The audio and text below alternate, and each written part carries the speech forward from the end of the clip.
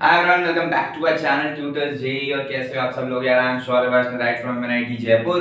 तो यार आज हमारा एनडीए महासंग्राम का जो सीरीज चल रहा है उसका हमारा अगला चैप्टर स्टार्ट होने वाला है। और वो जो चैप्टर है बहुत ही ज्यादा इंपॉर्टेंट, बहुत ही ज्यादा इंटरेस्टिंग और बहुत ही ज्यादा ऐसा चैप्टर है जिससे काफी लोग डरते हैं। हाँ बिल्कुल सही सोच रहे हो आप। और वो चैप्टर है रोटेशनल मोशन। तो यार रोटेशनल मोशन का हम 15 क्वेश्चन सॉल्व करने वाले हैं आज लाइव। आपको क्या करना है? आपको अपनी कॉपी निकालनी है और साथ में एक पेन निकालना है और मेरे साथ साथ क्वेश्चन को सॉल्व करते हुए चलना है और उस अंडरस्टैंडिंग को बिल्ड करना है। जिस तरीके से मैं सॉल्व कर रहा हूं उसी अप्रोच से सॉल्व करो क्योंकि वही सही तरीका है, वही सबसे अच्छा तरीका है। इसके अलावा रेडी हो जाओ, कॉपी पेन निकाल लो, मैं स्टार्ट कर रहा हूं। ठीक है, चलिए सबसे पहला क्वेश्चन हमारे सामने जो आ गया है वो है an equilateral triangle ABC formed from a uniform wire has two small identical beads initially located at A। Simple सी बात है, एक डायग्राम हमको दे रखा है जिसमें कुछ ऐसा ट्राइंगल सा बन रहा है और ऐसे कुछ बोला है और इसको ऐसे घुमा दिया है और ये A है, ये B है, ये C है। The triangle is set rotating about the vertical axis AO, then the beads are released from rest simultaneously and allowed to slide down, one along AB and other along AC as shown. Neglecting frictional effects, the quantities that are conserved as bead slides down are। मतलब यहाँ पर हमारे को दो बीड ऐसे दे रखी हैं और इसको हमने कुछ ओमेगा से इसको रोटेट कराया है। जैसे कि अब ये एक कोन में बन जाएगा। जैसे कि हम सब जानते हैं कि हैप्पी बर्थडे की टोपी होती है, हैप्पी बर्थडे की टोपी की फॉर्म में आ जाएगा। जैसे ये घूमते घूमते आएगा तो क्या होगा कि एक बीड यहाँ आ जाएगी और एक बीड यहाँ आ जाएगी। अरे हाँ ना बोलो यार।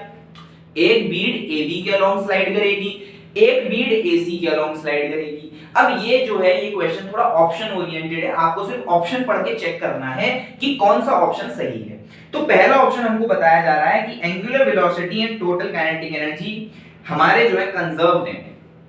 देखो अगर मैं सिंपल सी बात करूं, ऑप्शन भी छोड़ो, आपको ऑप्शन की भी जरूरत नहीं है। आपको क्या करना है, बस थोड़ा सा दिमाग लगाना है। आपको बस थोड़ा सा दिमाग लगाना है। सबसे पहले तो ये बताओ कि क्या इस क्वेश्चन में मुझे कोई एक्सटर्नल टॉर्क दिख रहा है क्या? एक्सटर्नल टॉर्क दिख रहा है क्या? ध्यान से देखो, कुछ नहीं है, बस ओमेगा से मैं घुमा रहा हूं इसको, ओमेगा से घुमा रहा हूं तो there is no external torque present. अगर इस प्रकार का तरीका है, अगर एक्सटर्नल टॉर्क प्रेजेंट नहीं है तो हम जानते हैं कि हमारा एंगुलर मोमेंटम तो कंजर्व रहेगा ही रहेगा यार। एंगुलर मोमेंटम तो कंजर्व रहेगा ही रहेगा, ये तो है ही है। क्यों? क्योंकि ये नहीं है इसीलिए ये है। ठीक है, ये नहीं है इसीलिए ये है। उसके बाद आप खुद देखो कि किसी भी प्रकार का डिसिपेशन ऑफ एनर्जी आप देख पा रहे हो? किसी भी प्रकार का डिसिपेशन ऑफ एनर्जी कि भाई हमारी एनर्जी फ्रिक्शनल लॉसेस में जा रही है, हमारी एनर्जी हीट लॉसेस में जा रही है, हमारी एनर्जी एयर रेजिस्टेंस में जा रही है? कुछ नहीं, कुछ नहीं। तो इसका मतलब क्या मेरी एनर्जी भी कंजर्व्ड है। और अगर दूसरे तरीके से सोचना है तो यहां पर हमारी जितनी भी फोर्सेस लग रही हैं, जो भी फोर्सेस लग रही हैं वो सारी कंजर्वेटिव इन नेचर हैं, वो सारी कंजर्वेटिव हैं। इस बात को भी ध्यान रखें। इन्हीं दोनों चीजों से हम ये एक्सप्लेन कर सकते हैं कि हमारी एनर्जी कंजर्व है।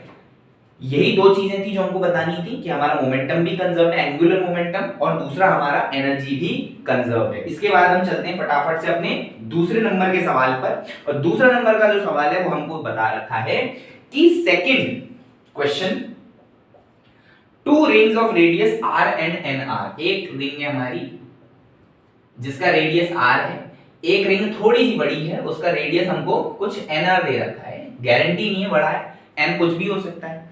Made up of same material. Important line, material क्या है? सेम मटेरियल है हमारा। ठीक है, सेम थिकनेस भी है, थिकनेस भी सेम है। उसके बाद हमको बोल रखा है have the ratio of their moment of inertia about an axis passing through the centre. Centre से अगर हम देखें हमारा मोमेंट ऑफ इनर्शिया का रेशियो जो दे रखा है वो दे रखा है हमको 1:8।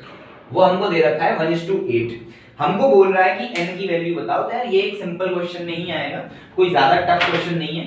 अब आप देखो आपको करना कैसे, आपको इन्फॉर्मेशन इतनी सी दे रखी है, एक रिंग है, एक और रिंग है, सेम मटेरियल है, सेम थिकनेस है, जो हमारा मोमेंट ऑफ इनर्शिया है for r radius is to moment of inertia for nr radius is 1/8। Simple. अब सबसे पहला डाउट तो यही आएगा कि सर कुछ नहीं, आप ऐसा करो कि आप मोमेंट ऑफ इनर्शिया लिख दो, खत्म करो बात को। ठीक है भाई, moment of inertia about centre of मास लिख देते हैं फॉर r रेडियस की ring and for nr radius की रिंग। तो क्या लिख देंगे भाई, m1 r1 square upon m2 r2 square. एकदम सिंपल सी बात, इसमें कोई दिमाग नहीं लगाया। लेकिन अब दिमाग लगाने वाली बात आएगी, क्योंकि हमें m1 और m2 दोनों के बारे में ही कुछ नहीं पता, तो अब इनको कैसे रिलेट करें। अब हमें जो भी चीज चाहिए वो चाहिए सिंगल वेरिएबल, और वो है r, क्योंकि यही कैंसिल होगा बाद में। तो हमें इस तरीके से अपनी अप्रोच रखनी है कि सिंगल वेरिएबल रहे, मतलब जो भी वेरिएबल आए वो ऊपर नीचे कट सकते हैं, वो ऊपर नीचे कट सकते हैं। तो अब हमारा दिमाग गया सेम मटेरियल पर, सेम मटेरियल पर। अगर सेम मटेरियल पर दिमाग जा रहा है तो मैं क्या मान लेता हूं कि इसकी मास डेंसिटी, मतलब कि mass upon length, mass upon length वो है लैम्डा, क्योंकि मटेरियल सेम है, मटेरियल सेम है तो मास अपॉन लेंथ जो है वो सेम है, लैम्डा सेम है। तो मैं m1 को अगर लिखना चाहूं तो मैं लिख सकता हूं m1 is equals to lambda l1, और m2 को लिखना चाहूं तो क्या लिख सकता हूं लैम्डा l2। क्यों? क्योंकि मास अपॉन लेंथ तो सेम है, सेम मटेरियल सेम थिकनेस से हम ये कंफर्म कर सकते हैं कि हमारा मास अपॉन लेंथ सेम है। अब उसमें मैंने लेंथ 1 का मल्टीप्लाई कर दिया, जितनी भी इसकी लेंथ होगी उसका मल्टीप्लाई कर दिया, और जितनी भी इसकी लेंथ होगी उसका मल्टीप्लाई कर दिया।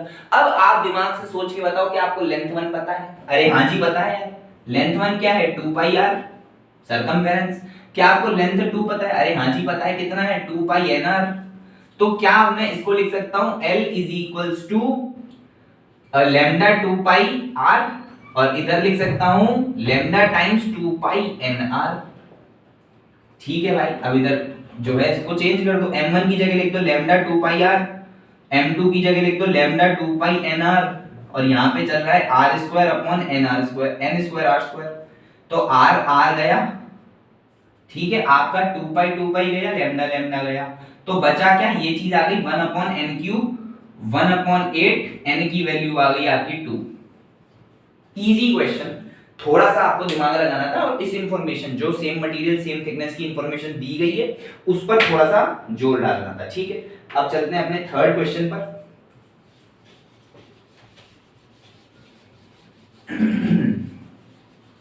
तो थर्ड क्वेश्चन अब आप देखो अपनी स्क्रीन पर। तो थर्ड क्वेश्चन हमको क्या बता रहा है? थर्ड क्वेश्चन हमको बोल रहा है कि यार a rigid body can be hinged about any point on the x axis when it is hinged such that the hinge is at a coordinate x, the moment of inertia is given by this। हमको moment of inertia दे रखा है और कुछ कुछ information बोल रखी है। moment of inertia दिया है 2x square minus 12x plus 27, और हमको बोल रखा है कि the x coordinate of the center of mass। अब आपके दिमाग में आएगा कि सर ये क्या सवाल है, हमको बोला कुछ और है, पूछ कुछ और रहा है। हमको बोल रहा है कि हमको मोमेंट ऑफ इनर्शिया दे रखा है, फिर हमको बोल रहा है कि सेंटर ऑफ मास निकालो। क्या रिलेशन है? क्वेश्चन में देखो क्या चीज दी है कि कोई भी एक ऑब्जेक्ट है, जैसे कि मैं मान लेता हूं रॉड है। अब इस रॉड को मैंने एक्स एक्सिस पे रखा और इसको हिंज किया, तो वो भी एक्स एक्सिस पे ही किया। जैसे कि मान लो मैं इसको इस जगह पे हिंज कर देता हूं, तो अब जब मैं इसको रोटेट करूंगा तो ऐसे रोटेट होगा। सही बात है कि नहीं? अब दूसरी चीज सोचो, दूसरी चीज ये कि मोमेंट ऑफ इनर्शिया क्या होता है? मोमेंट ऑफ इनर्शिया जो है वो होता है हमारा, अगर साधारण शब्दों में कहूं तो रेजिस्टेंस टू एनी मोशन। अरे सही बात है कि नहीं है? रेजिस्टेंस टू एनी मोशन, इसको मुझे घुमाने में जितनी परेशानी होगी वही मेरा मोमेंट ऑफ इनर्शिया है। तो अगर मैं लॉजिकली सोचूं कि किस जगह पर सबसे कम मोमेंट ऑफ इनर्शिया होता है, किस जगह पर होगा, सुनो सब बताओ। मिनिमम मोमेंट ऑफ इनर्शिया मेरा होता है सेंटर ऑफ मास पर। सेंटर ऑफ मास के अबाउट किसी भी बॉडी को घुमाना सबसे आसान होता है। मोमेंट ऑफ इनर्शिया सबसे कम होता है सेंटर ऑफ मास के अबाउट, सबसे कम रेजिस्टेंस उस जगह पे फेस होता है। तो देखो एक रीजन तो मैंने तुमको ये बता दिया। दूसरा रीजन अगर तुमको जानना है तो इस तरीके से समझ जाओ कि जैसे मोमेंट ऑफ इनर्शिया क्या होता है। अगर मैं सिंपल सी बात करूं पैरेलल एक्सिस थ्योरम का यूज करके, तो ये लिख दूंगा मैं, इसको ऐसे लिख दो, ठीक। किसी भी एक्स एक्सिस के अलाउंग, किसी भी एक्सिस के along centre of mass plus mx square, वो जितना भी दूर है। तो अब तुम खुद सोचो, जब x 0 होगा मतलब कि सेंटर ऑफ मास से निकल रहा है, तो क्या I मिनिमम हुआ? I मिनिमम हुआ, I मिनिमम हुआ। अब हमको क्या करना है, अगर हमें इतनी इंफॉर्मेशन मिल गई तो इसका मतलब क्या dy/dx को मैं 0 कर दूं, क्योंकि मुझे तो मिनिमम चाहिए और वही सेंटर ऑफ मास है। जहां ये मिनिमम हो जाए क्या वही सेंटर ऑफ मास है, जहां ये मिनिमम हो जाए क्या वही सेंटर ऑफ मास है। तो इसको मैंने मिनिमम कर दिया। अब जब मैं इसको मिनिमम करूंगा तो क्या मिलेगा, 4x - 12, x की वैल्यू आ जाएगी 3 मीटर, हमारा आंसर। समझ में आया? क्वेश्चन कॉन्सेप्चुअल था, कॉन्सेप्चुअल क्वेश्चन था, आपको सही तरीके से पकड़ में आना चाहिए कि पूछ क्या रहा है। ठीक है, चलिए चलते हैं अपने 4th क्वेश्चन पर।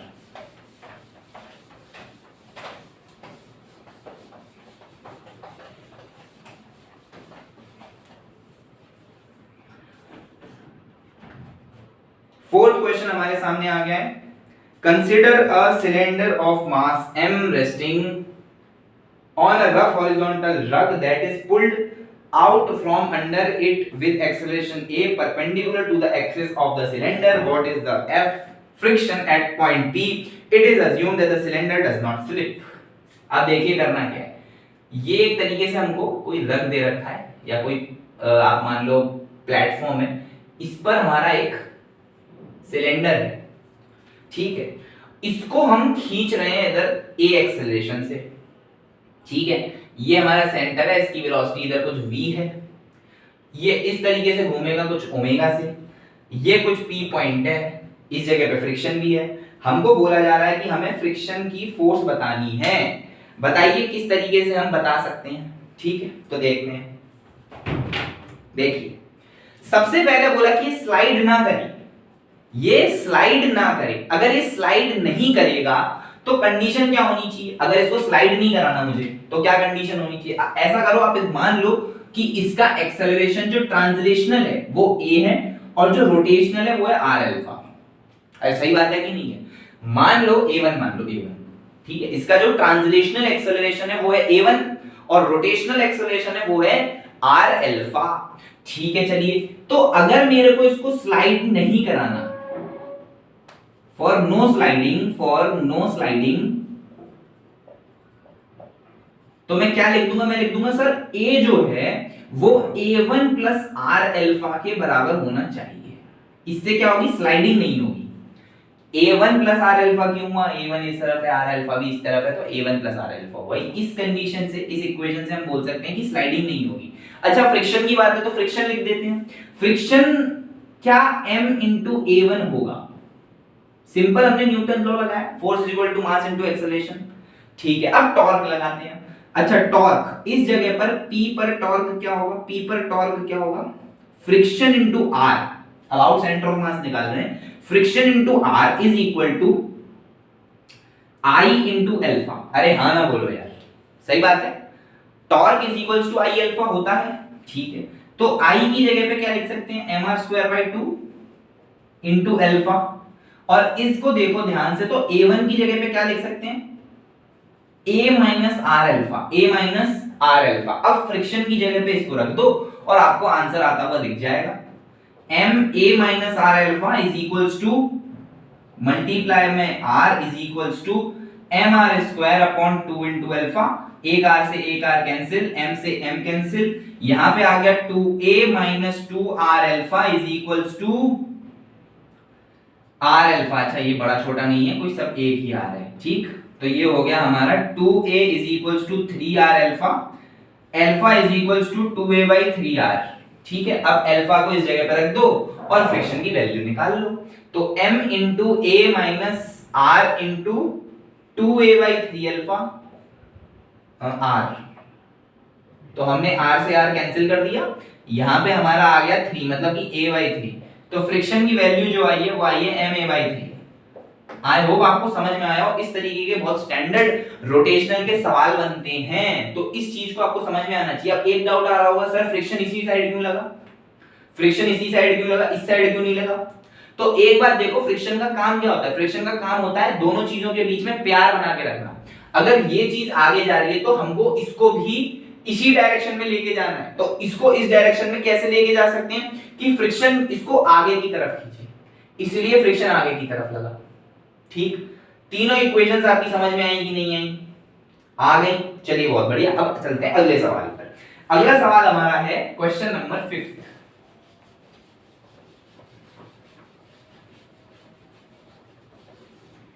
क्वेश्चन नंबर 5 हमारे सामने आ गया है।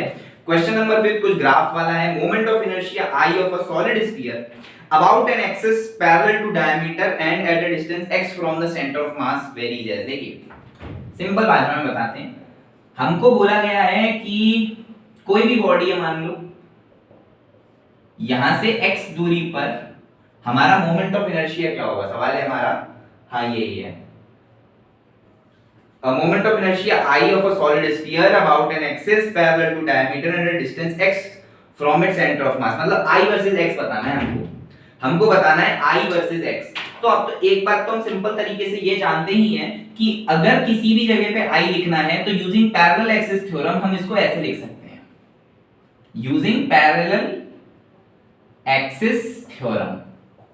ठीक, अब अगर मुझे इस प्रकार का कुछ कुछ दिख रहा है तो इसका मतलब तो ये है कि जब भी x जीरो होगा तो क्या मेरा I मिनिमम होगा? मिनिमम होगा, क्योंकि वो सिर्फ ICOM होगा। अरे हाँ ना बोलो, x जीरो मतलब कि I मिनिमम।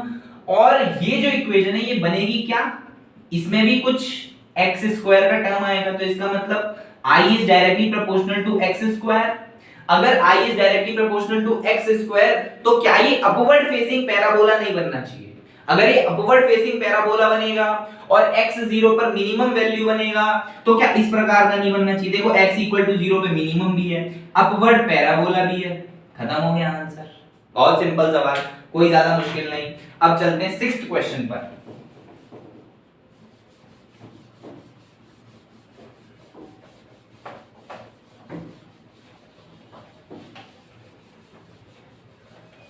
सिक्स्थ क्वेश्चन हमारे सामने आ रहा है और 6th क्वेश्चन हमको बता रहा है a solid sphere and hollow sphere of same mass and radius R given a spin about their centre.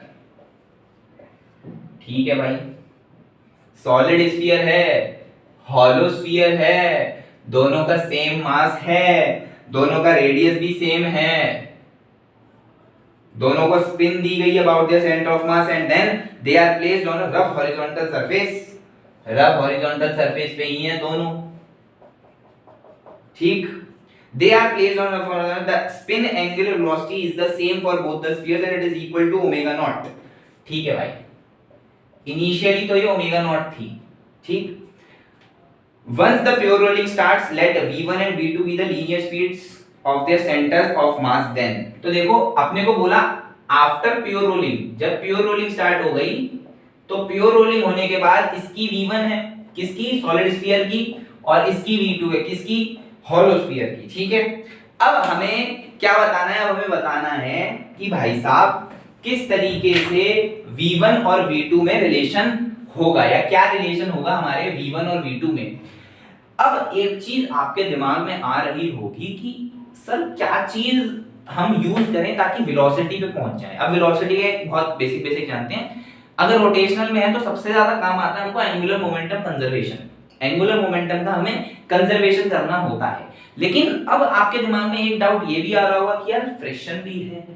Friction तो एक एक्सटर्नल फोर्स है, अगर एक्सटर्नल फोर्स है तो कुछ एक टॉर्क प्रोड्यूस कर रहा होगा। अगर टॉर्क प्रोड्यूस कर रहा होगा तो इसका मतलब हम एंगुलर मोमेंटम तो कंजर्व कर नहीं सकते। लेकिन एंगुलर मोमेंटम कंजर्व करने की खासियत बात यह है कि वो किसी पॉइंट के अबाउट कंजर्व होता है। तो हम क्या करेंगे? हम इस पॉइंट के अबाउट एंगुलर मोमेंटम कंजर्व कर लेंगे। अगर इस पॉइंट के अबाउट एंगुलर मोमेंटम कंजर्व कर रहे हैं इसका मतलब फ्रिक्शन का कोई टॉर्क है नहीं, फ्रिक्शन का टॉर्क तो जीरो। बस अब हमें करना क्या है? अब हमें करना है एंगुलर मोमेंटम कंजर्वेशन। तो इनिशियली क्या था भैया? इनिशियली तो आई ओमेगा, सिंपल, कोई पंगा ही नहीं। मैं इन जनरल सॉल्व कर रहा हूं, जो भी मैं यहाँ पे लिखूंगा वो मैं लिखूंगा इन जनरल, फिर हम दोनों का आई डाल करके उसमें वैल्यू निकाल लेंगे कि क्या रिलेशन बनता है। मैं इन जनरल सॉल्व कर रहा हूं, अभी इन जनरल चल रहा है किसी भी ऑब्जेक्ट के लिए, ठीक है। तो इनिशियली अगर आई ओमेगा रहता है या आई ओमेगा नॉट लिख लो, फाइनली हमारा क्या हो जाएगा, I omega plus M R V. अरे हाँ ना बोलो यार, सही बात है ना। पहले तो आई ओमेगा नॉट था, फिर क्या हुआ, प्योर रोलिंग होने लगी, तो आई ओमेगा जो कि रोटेशनल की वजह से है, फिर ट्रांसलेशनल की वजह से। अब अगर प्योर रोलिंग हो रही है, प्योर रोलिंग हो रही है, तो इसका मतलब हमारा v बाय आर होगा, omega, omega is v by R. अगर ओमेगा v बाय आर है तो यहां से ओमेगा को गायब करो, ओमेगा क्या हो जाएगा, v by R plus M R V I omega naught. अच्छा हमें v पर ही कमेंट करना है, तो v को इक्वेट करके दूसरी बाकी चीजों को दूसरी तरफ लाते हैं। I omega not is equals to v common I upon R plus M R. अरे हाँ ना बोलो यार, I upon R plus M R, v अलग, तो v की वैल्यू क्या आ गई, v आ गया I omega not upon I upon R plus M R. अच्छा ये तो इन जनरल कोई बात बन गई, लेकिन हमें जो है इससे इनइक्वालिटी निकालनी है और रिलेशन निकालना है, तो हम आई को नीचे ले जाते हैं, क्योंकि आई ही है केवल जो वेरी करने वाला टर्म है, क्योंकि ओमेगा नॉट दोनों के लिए सेम है, आर दोनों के लिए सेम है, एम दोनों के लिए सेम है, आर दोनों के लिए सेम है। तो अब हम क्या करते हैं, आई को एक तरफ ले आते हैं केवल, तो हम क्या लिख देंगे, v is equals to omega not divided by 1 upon r plus M R divided by I. अब मुझे बताओ कि इसका आई क्या है, इसका आई क्या होता है सॉलिड स्फीयर का, बताइए सॉलिड स्फीयर का 2/5 mr स्क्वायर, और इसका होता है क्या 2/3 mr स्क्वायर, ठीक है। तो अब देखो जिसका आई कम उसकी ओवरऑल वैल्यू कम, और जिसका आई ज्यादा उसकी ओवरऑल वैल्यू ज्यादा, इसका मतलब v of solid sphere is less than v of hollow sphere, ठीक है। इसका मतलब हम कह सकते हैं कि v1 is less than v2। बहुत सुंदर, मजा आ गया। चलिए अब चलते हैं अपने 7th नंबर के सवाल पर। 7th नंबर का क्वेश्चन हमारे सामने आ गया है।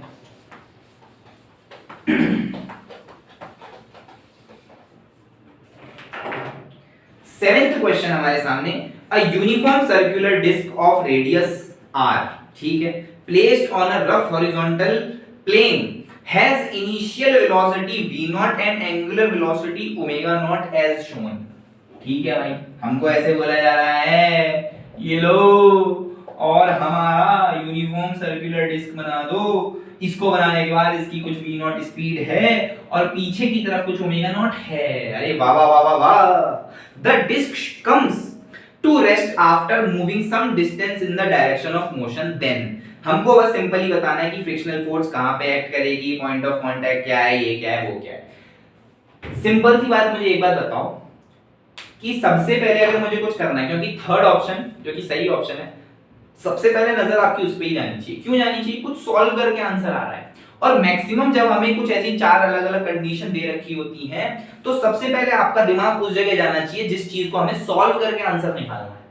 जिस चीज को सॉल्व करके आंसर निकालेंगे, प्रोबेबिलिटी उसकी ज्यादा होती है कि वही सही ऑप्शन मिलेगा। और जेईई मेन में एमसीक्यू तो होते नहीं है, सिंपल सिंगल करेक्ट आंसर होते हैं। एडवांस में आपको मल्टीपल चॉइस मिल जाते हैं, तो उसमें हमको और चीजों से सोचना पड़ता है और एस्पेक्ट में सोचना पड़ता है। तो अभी हम अगर इधर सोचें तो खुद सोचो, इसी केस की तरह क्या इसी जगह एंगुलर मोमेंटम कंजर्व करा देते हैं। बॉटम मोस्ट पॉइंट पे हम क्या करते हैं, हम इसका एंगुलर मोमेंटम कंजर्वेशन करा देते हैं, ठीक है, करा देते हैं, कोई बात नहीं। Angular momentum conservation AMC.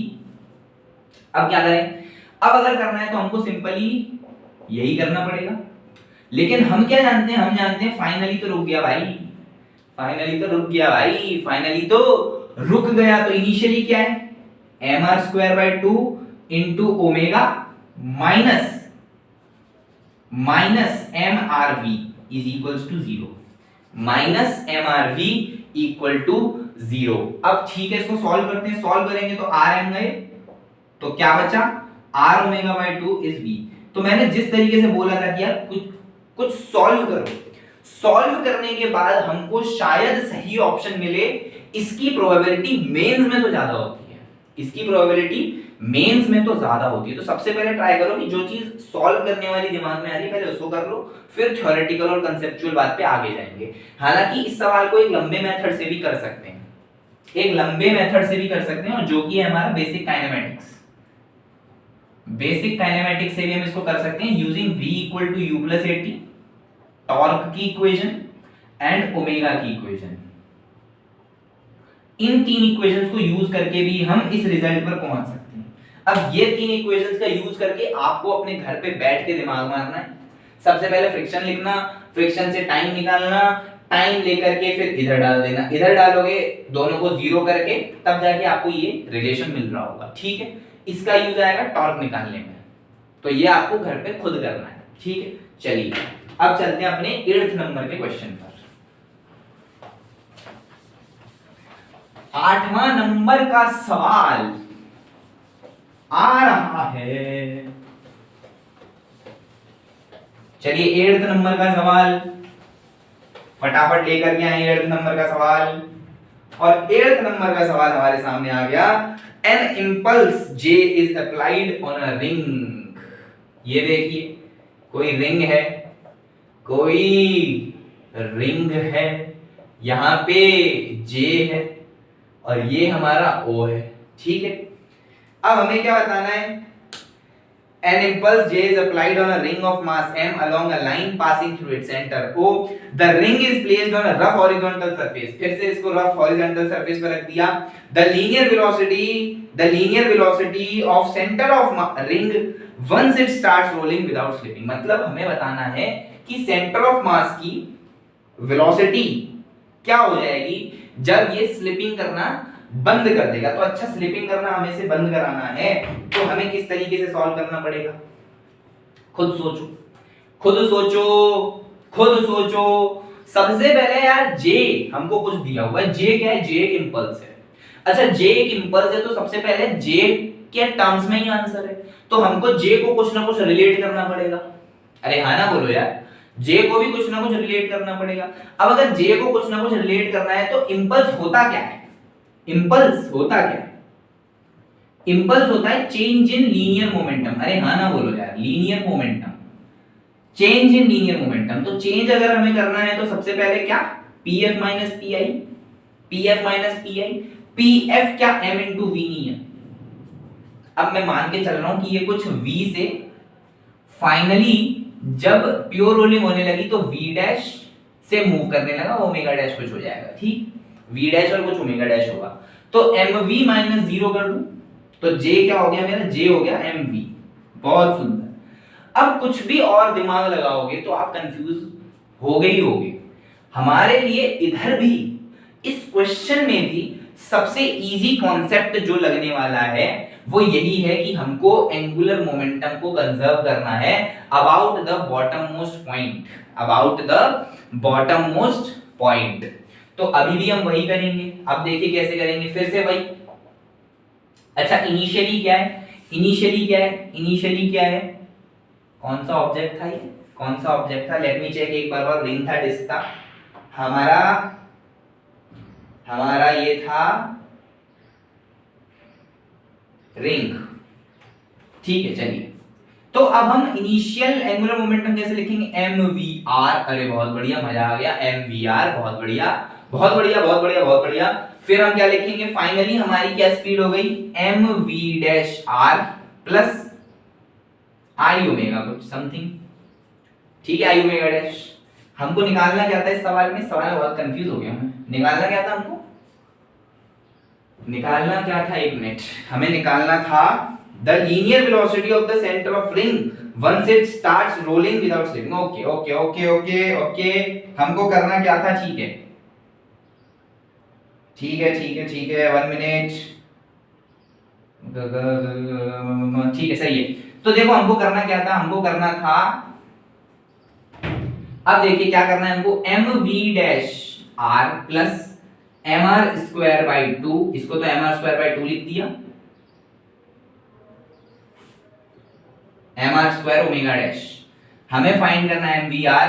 अब देखो m कैंसिल, r कैंसिल, हमारा बचा v is equals to v dash, और इस ओमेगा डैश को हम क्या लिख देंगे? ओमेगा डैश को लिख देंगे v डैश बाय r।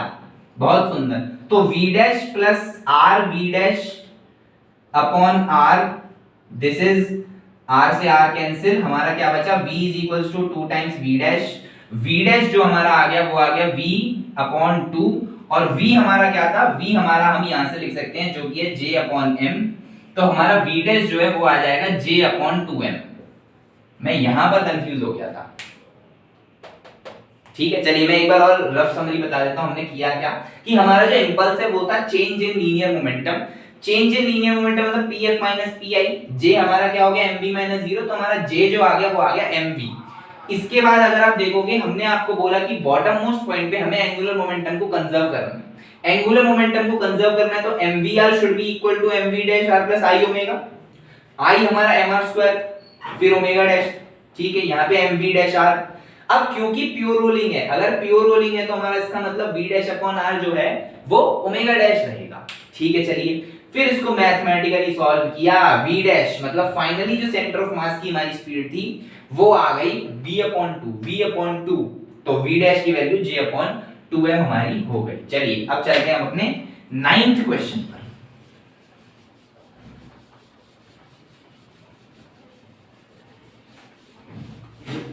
उस क्वेश्चन में हम थोड़े कंफ्यूज आ गए थे, हैं हम थोड़े कंफ्यूज आ गए थे। चलिए 9th क्वेश्चन हमारा है, ring of radius r is given a velocity v not. A ring of radius r is given a velocity v naught। ठीक, इसके बाद ओमेगा अपने को क्या दिया हुआ है 3v naught by r। Anti clockwise direction is shown and kept on a rough plane। The curve representing variation of velocity of center of mass vcm as a function of time। तो हमको बताना क्या है, देखिए कुछ नहीं बताना हमको, बहुत ही सरल सवाल है और इसमें ज्यादा यूज ही नहीं है। किस चीज का, इसमें बहुत कम रोटेशनल का यूज है, बस आपको इस तरीके से दे रखा है। हमको पूछा क्या है, VCM वर्सेस टाइम का ग्राफ बताना है। कोई नहीं यार, कोई बड़ी बात नहीं, मतलब ये तो लीनियर वेलोसिटी हुई ना, ये तो हमसे लीनियर वेलोसिटी की बात कर रहा है, लीनियर वेलोसिटी। अब चलते हैं एक बात देखते हैं कि यार यहाँ पे हमारे पास क्या है। हमारे को एक बात याद दिलाओ कि यार फ्रिक्शन क्या था, फ्रिक्शन था m अल्फा या ma। फ्रिक्शन हमारा था ma और जो कि लग रहा है पीछे। भाई नॉर्मल सी बात है, रिंग आगे जाना चाहिए, फ्रिक्शन तो पीछे ही लगेगा। अरे हाँ ना बोलो यार, फ्रिक्शन लगेगा पीछे और फ्रिक्शन है कितना, F is equals to ma। Simple सी बात बोलता हूं, V equal to u plus at का ये काम है यहाँ पे। अब ऐसा है तो V जो कि फाइनल वेलोसिटी है, u हमारा v नॉट है minus f by m into t। Answer खत्म, यही आंसर है। क्या किया भाई साहब, हमको पूछा भी तो final linear velocity of centre of mass है। फाइनल लीनियर वेलोसिटी पूछा तो हमको ये इक्वेशन यूज करने में कोई शर्म है क्या? नहीं है कोई शर्म। हमारे को a पता है, हाँ a पता है f अपॉन m। जैसे हमने इसको सॉल्व किया हमें समझ में आ गया कि हमारा जो स्लोप है वो है नेगेटिव, ऊपर से हमारा पॉजिटिव इंटरसेप्ट है। ठीक है, पॉजिटिव इंटरसेप्ट है। तीसरी बात ये है कि एक टाइम बाद जाकर के ये जो है कांस्टेंट हो जाएगा। एक टाइम बाद जाकर के जो है ये ग्राफ हमारा कांस्टेंट हो जाएगा। इसी के साथ चलते हैं हम अपने 10th सवाल पर।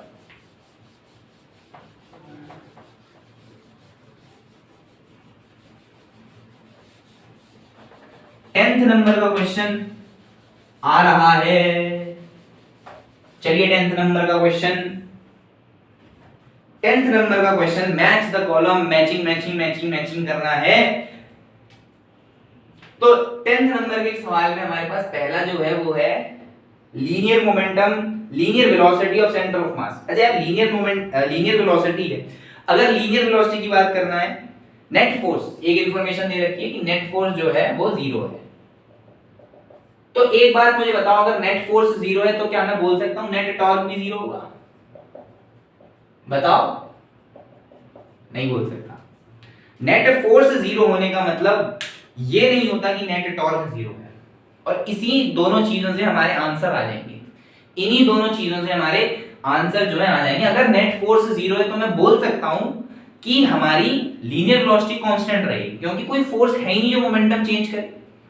अरे हम फोर्स को क्या लिखते हैं, फोर्स को हम लिख देते हैं m dv/dt, और ये ही 0 है।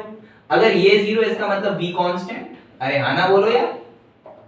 लेकिन जितने भी तीनों हमारे टर्म्स है एंगुलर वाले वो नहीं हो सकते, वो ना तो जीरो हो सकते ना कांस्टेंट हो सकते, वो सिर्फ मे बी वेरिंग हो सकते हैं, क्योंकि उनके बारे में हमको इंपॉर्टेंट चीज जो कि नेट टॉर्क की है वो नहीं पता। जो नेट टॉर्क की इंपॉर्टेंट चीज है वो हमको नहीं पता बाकी के एंगुलर वाले पैरामीटर्स के बारे में। तो सिंपल सा मतलब है कि फर्स्ट का आंसर है बस सी या आर जो भी है, बाकी के सेकेंड, थर्ड और फोर्थ तीनों का आंसर क्यू ही है। ठीक, चलिए, अरे उल्टा लिख दिया भाई, फर्स्ट का आंसर क्यू है, बाकी के तीनों का आर है। ठीक, मैंने ऑप्शंस नहीं देखे थे कौन से हैं।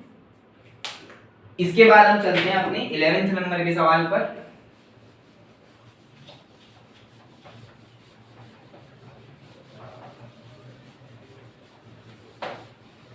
चलिए 11वें नंबर का सवाल हमारे सामने आ गया है, और 11वें नंबर का सवाल हमको बोल रहा है from a disc of radius R, from a disc of radius R, मेरी डिस्क अभी तक गोल नहीं हुई, a concentric circular portion of radius R is cut.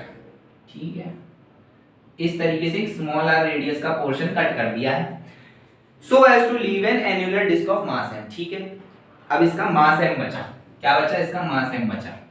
The moment of inertia of this annular disk about the axis perpendicular to its plane and passing through its center of gravity is। Simple सवाल है, बस आपको अगर कई बार ऐसा होता है कि कई बच्चों को इस टाइप के क्वेश्चन कटिंग वाले, कैविटी वाले डरा देते हैं, लेकिन आपका अप्रोच जो है वो एकदम सीधा होना चाहिए, ज्यादा घुमा घुमा के नहीं होता। इस टाइप के क्वेश्चंस करने का एक सिंपल सा तरीका है, वो है कि हमारा माल ये था, हमारे माल में कुछ छेड़छाड़ करी गई और इस छेड़छाड़ करके ये वाला पोर्शन निकाल दिया गया। तो अब ये जो छेड़छाड़ करने वाला माल है, इसी माल का तो चाहिए, तो ये क्या, total is equals to cut part plus remaining, और हमको कट पार्ट ही चाहिए, नहीं रिमेनिंग प्लस कट पार्ट बोल दो, क्योंकि यही कट करके निकाला है। अगर मुझे आर चाहिए तो आर क्या हो जाएगा, टी माइनस सी। बस इसी तरीके से आपको सॉल्व करना है बेसिक मैथ्स से। तो हम क्या मान लेते हैं, हमारा मास पर यूनिट एरिया, मास पर यूनिट एरिया जो है वो क्या होगा, अरे हाँ ना बोलो यार, सही लिखा है कि नहीं। मास क्या है, मास है m, इस पूरे एन्युलर ऑब्जेक्ट का या एन्युलर शेप का मास क्या है m, और जो इसका एरिया है वो है पाई r माइनस r का स्क्वायर। अरे हाँ ना बोलो, सही बात है, ये तो गलत बात है ही नहीं। तो अगर अब मुझे इससे इस टोटल का मास चाहिए, टोटल का मास चाहिए, टोटल जो टोटल मेरे पास थी, पूरी रिंग थी या पूरा ऑब्जेक्ट था, कैसे निकालूंगा, टोटल का मास अगर मेरे को चाहिए तो क्या करूं, इसमें इसका एरिया मल्टीप्लाई कर दूं, इस मास पर यूनिट एरिया में इसका एरिया मल्टीप्लाई कर दूं, तो कितना हो जाएगा, पाई पाई कैंसिल, कितना आ गया, M R square upon R square minus small R square. अरे हाँ ना बोलो, सही बात है कि नहीं है, बहुत बढ़िया। अब अगर मेरे को इसका मोमेंट ऑफ इनर्शिया निकालना है इसके अबाउट, क्योंकि यही पूछा है ना हमसे, पूछे इस रिमेनिंग वाले का मोमेंट ऑफ इनर्शिया बताना है सेंटर ऑफ मास के अबाउट, तो इसका moment of inertia centre of mass के अबाउट क्या हो जाएगा, M R square into R square minus R square into R square. सही लिख रहा हूं क्या, ऑब्जेक्ट कौन सा है एक बार चेक कर लेने दो, हमारा डिस्क है, डिस्क है तो एक 1/2 और आएगा, डिस्क है तो एक 1/2 और आएगा। चलिए अब यही चीज मैं कर देता हूं कट पार्ट के लिए, जो हमारा पोर्शन कट आउट हो गया है उस कट आउट पोर्शन के लिए भी सेम चीज करते हैं। तो क्या करेंगे, अगर उसका मास लिखना है तो मास कैसे लिखेंगे, इस लीनियर मास डेंसिटी में उसके मास का मल्टीप्लाई कर देते हैं उसके एरिया का, तो इधर से पाई पाई कट गया, यहाँ पे बचा m into small R square upon R square minus small R square. तो इसका मोमेंट ऑफ इनर्शिया, ये क्या हम लिख रहे हैं, ये लिख रहे हैं moment of inertia about centre of mass. Moment of inertia about centre of mass क्या हो गया, M R square upon R square minus R square multiply में स्मॉल आर स्क्वायर अपॉन 2। चलिए अब अगर मुझे इस रिमेनिंग का निकालना है तो रिमेनिंग का निकालने का तरीका क्या है, टोटल माइनस कैविटी या cutout part, total minus C. तो टोटल हमारा ये है m r की power 4 upon 2 into R square minus small R square minus m into small R की power 4 upon R square minus small R square. तो इसको solve करके जो हमारा आंसर बनता है वो बनता है R square plus small R square by 2। ठीक, ये हमारा आंसर बनता है इसको सॉल्व करके। इसके बाद हम चलते हैं अपने 12th नंबर के क्वेश्चन पर।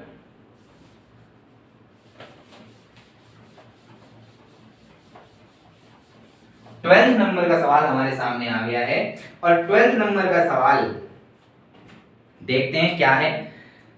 ये भी हमारा थ्योरेटिकल है, कॉन्सेप्चुअल, बस हमें कॉन्सेप्ट पता होना चाहिए, आराम से हो जाएगा। ठीक है, देखिए 12वें नंबर के सवाल में हमको a thin horizontal circular disc is rotating about a vertical axis, मतलब इस तरीके से हमारी डिस्क है जो कि इस वर्टिकल एक्सिस के अबाउट घूम रही है। passing through its center an insect is at rest and at a point near the rim of the disc, एक इंसेक्ट है जो कि यहाँ पे है इसकी रिम पे। That insect now moves along the diameter of the disc to reach its other end, मतलब हमारा इंसेक्ट यहाँ से चल के इस तरफ आना चाह रहा है। During the journey of the insect, the angular speed of the disc, अब इस बात को समझो कि यार ये कोई बहुत टफ सवाल नहीं है। ये सवाल हमारा बना है केवल और केवल एंगुलर मोमेंटम कंजर्वेशन के लिए। एंगुलर मोमेंटम कंजर्वेशन का ही सवाल है और इस टाइप के बहुत से सवाल आपने अपनी डीपीपी या अपनी शीट्स में या पीवाईक्यूज में देखे होंगे। बहुत सवाल है इस टाइप के, बहुत सवाल। तो अगर मैं एकदम लॉजिकल तरीके से बात करूं तो आप खुद सोचो जिस तरीके से ये पास आएगा, या फिर मैं अगर बोलना चाहूं moment of inertia about any axis is centre of mass plus mx square. अरे हाँ ना बोलो। अब खुद सोचो जैसे जैसे ये इंसेक्ट पास आता जा रहा है, क्या x की वैल्यू कम होती जा रही है? और अगर x की वैल्यू कम होती जा रही है तो क्या मोमेंट ऑफ इनर्शिया ओवरऑल कम होता जा रहा है? लेकिन कब तक? जब तक सेंटर नहीं आ जाता। सेंटर आने के बाद वापस से मेरी x की वैल्यू बढ़ने लग जाएगी। अरे हाँ ना बोलो, जो बोल रहा हूं समझ में आ रहा है कि नहीं? इंसेक्ट यहां से यहां आ रहा है तो क्या x की वैल्यू कम हो रही है? अगर x की वैल्यू कम हो रही है, x की वैल्यू क्या होती है? x की वैल्यू होती है ये। x की वैल्यू कम हो रही है, x की वैल्यू कम हो रही है तो ओवरऑल मोमेंट ऑफ इनर्शिया की वैल्यू कम हो रही है। फिर जब ये सेंटर को क्रॉस कर जाएगा तो x की वैल्यू बढ़ गई। x की वैल्यू बढ़ गई तो क्या ओवरऑल मोमेंट ऑफ इनर्शिया बढ़ गया? तो जब मेरा मोमेंट ऑफ इनर्शिया कम होता है तब मेरी वेलोसिटी बढ़ जाती है या ओमेगा बढ़ जाता है, और जब मेरा मोमेंट ऑफ इनर्शिया ज्यादा होता है तो मेरी वेलोसिटी घट जाती है। तो इसका मतलब पहले घट रहा है बाद में बढ़ रहा है, तो first increases then decreases, first increases then decreases. ठीक, ये वाला ऑप्शन हमारा सही है। चलिए चलते हैं 13th नंबर के सवाल पर।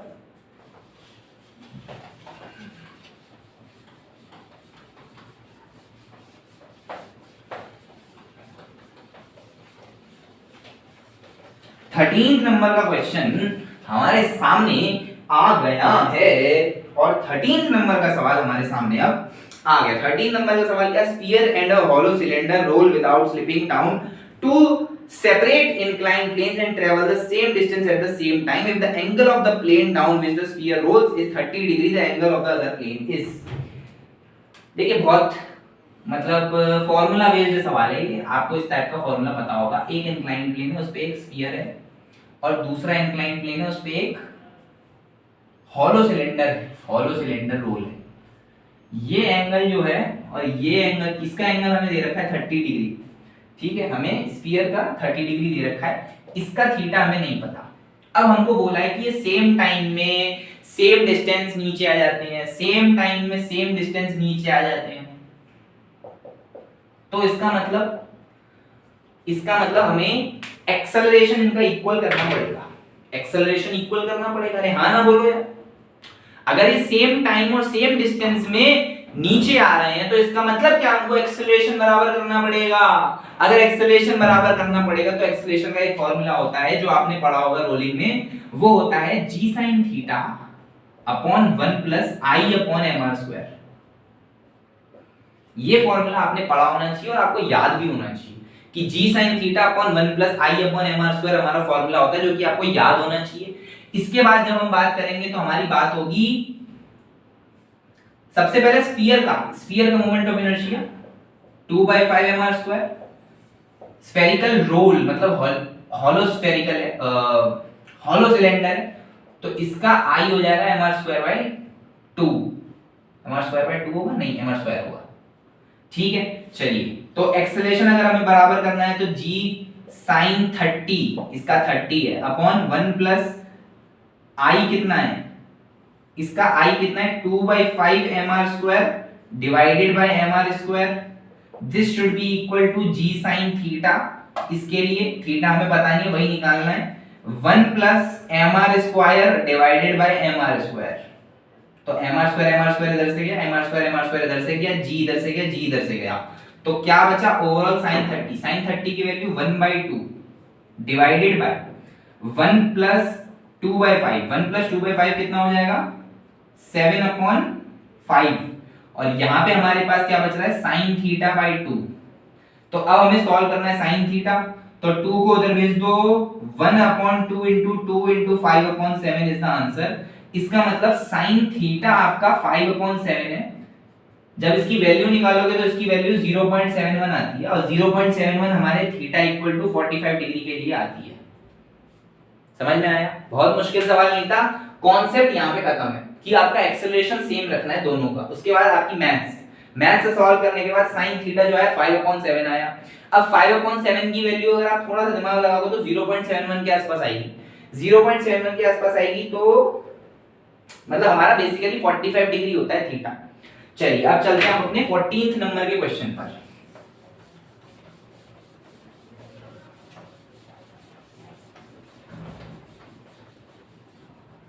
फोर्टीन्थ नंबर का सवाल हमारे सामने आ गया है। 14th नंबर का सवाल हमको क्या बोल रहा है, a body of radius r, a body of radius r, हमको नहीं पता कौन सी बॉडी है बस, जिसका मास m है, rolling horizontally without slipping with speed v, without slipping v speed से जो है वो चल रहा है, it then rolls up a hill to a maximum height, मतलब कुछ ऐसे करके कुछ मैक्सिमम हाइट पे चला जाता है, और h हाइट जो है वो है हमारी 3v²/4g, 3v²/4g, the body might be, मतलब हमें पता करना है कि बॉडी कौन सी हो सकती है। तो सिंपल सी बात है, जब भी इस प्रकार के सवाल रोटेशन में आपको दिखें तो फोकस करना कि आई निकालें, क्योंकि हमें बॉडी निकालने का एक ही तरीका होता है, वो होता है मोमेंट ऑफ इनर्शिया, क्योंकि वही एक चीज है जो डिफरेंशिएटिंग फैक्टर है सारी बॉडीज में। तो ट्राई करो मोमेंट ऑफ इनर्शिया निकालने का।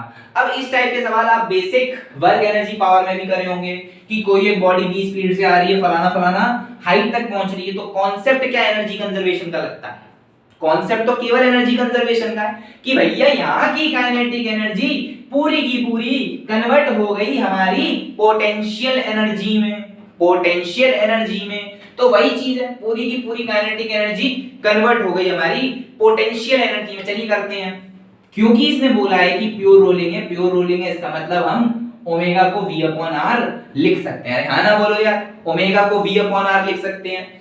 चलिए तो काइनेटिक एनर्जी है क्या, काइनेटिक एनर्जी हो जाएगी half mv² plus half i omega square, अरे हाँ ना बोलो, half mv² plus half i omega square. अब यहाँ पे अननोन क्या यही है क्या, अननोन ही तो i है, अननोन यही तो है, अननोन ही तो नहीं पता। इस i को पता कर लो, क्या बॉडी पता चल रही, i को पता कर लो, बॉडी पता चल रही, लेकिन ओमेगा भी अननोन है। अब इस ओमेगा को हटाने का तरीका क्या है, इस v/r को लिख दो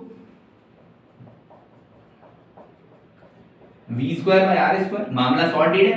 ये पूरी की पूरी काइनेटिक एनर्जी जो है हमारी कन्वर्ट हो गई पोटेंशियल एनर्जी में, और पोटेंशियल एनर्जी क्या mgh हो जाएगी, पोटेंशियल एनर्जी तो mgh है। h की वैल्यू आपको दे रखी है, h की वैल्यू क्या दे रखी है, h की वैल्यू दे रखी है 3v²/4g, इसको इसके बराबर कर दो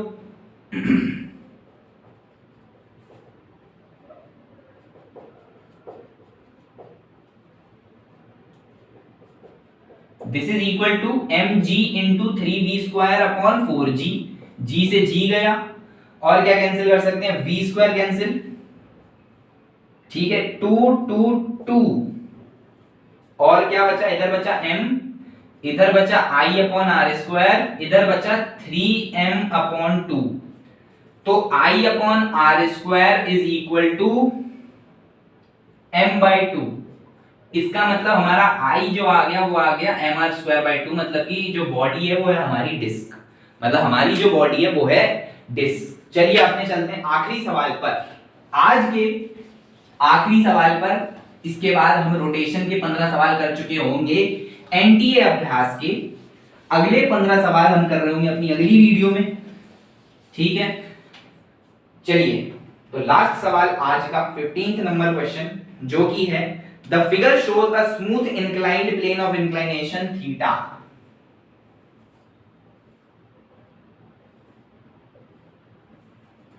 Fixed in a car, the sphere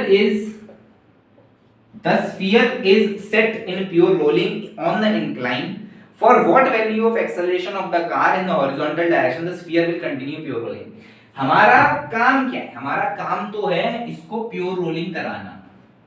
अब इस कार को मैं कितनी एक्सेलरेशन दूं ताकि प्योर रोलिंग हो सके, प्योर रोलिंग कराने के लिए मैं इस कार को कितनी एक्सेलरेशन दूं। अब समझो इस बात को कि क्या है, हमारी बात सिंपल सी ये है कि जब भी इंक्लाइंड पर किसी को प्योर रोलिंग कराते हैं तो इसका मतलब हमारी ये वाली और ये वाली फोर्सेस बराबर होनी चाहिए। ये तो लॉजिक है कि हमारी जो फोर्स इसको नीचे खींच रही है और जो फोर्स इसको पीछे धकेल रही है वो बराबर होनी चाहिए। वही चीज इधर होगी। जब मैं कार के रेफरेंस में जाकर के देखूंगा, कार के रेफरेंस फ्रेम ऑफ रेफरेंस में बैठूंगा, तो इस पर पीछे की तरफ एक सूडो फोर्स लग रही होगी जो कि होगी ma। नीचे इसको mg sin थीटा खींच रहा होगा और पीछे ma cos थीटा खींच रहा होगा। इस लॉजिक की वजह से प्योर रोलिंग हो रही है, तो हम क्या कह सकते हैं, हम कह सकते हैं कि हमारा ma cos थीटा और mg sin थीटा जो है बराबर है। m को काट दो, a की वैल्यू g tan थीटा आ जाएगी जो कि सही आंसर है। g tan थीटा आ जाएगी जो कि सही आंसर है, ठीक है। तो यार आज के लिए हमें इतना ही बताना था। 15 क्वेश्चंस हमने रोटेशनल मोशन के कवर कर लिए हैं। अगले के 15 क्वेश्चन जो है वो हम अगली वीडियो में कर रहे होंगे। बच्चे हुए 15 क्वेश्चन। रोटेशनल मोशन एक काफी टफ चैप्टर में से माना जाता है, लेकिन आसान तरीके से अगर आपने समझा हुआ है इसको सही तरीके से तो कोई टफ नहीं है, सब चीजें आसान है, सब चीजों को हम जीत सकते हैं, चाहे जेईई मेन में 99 परसेंटाइल ही क्यों ना हो। अगर आपको वीडियो अच्छी लगी हो तो यार लाइक करना, लाइक करने के साथ साथ इसको शेयर भी करो। पिछली वीडियो पे आपने बिल्कुल व्यूज नहीं दिए, आई डोंट नो क्या बात है, यूट्यूब का क्या पंगा चला है मुझे नहीं पता, लेकिन जो भी है मैं अपनी तरफ से पूरे काम करता रहूंगा, पूरा एफर्ट मारता रहूंगा, वीडियो को और अच्छे से डिलीवर करने की पूरी कोशिश करूंगा। आपको क्या करना है, आपको चैनल को सब्सक्राइब कर देना है और कमेंट में बताना है कि यार कैसा लग रहा है ये जो सीरीज जो हम चला रहे हैं। आज के लिए इतना ही, मिलते हैं अपने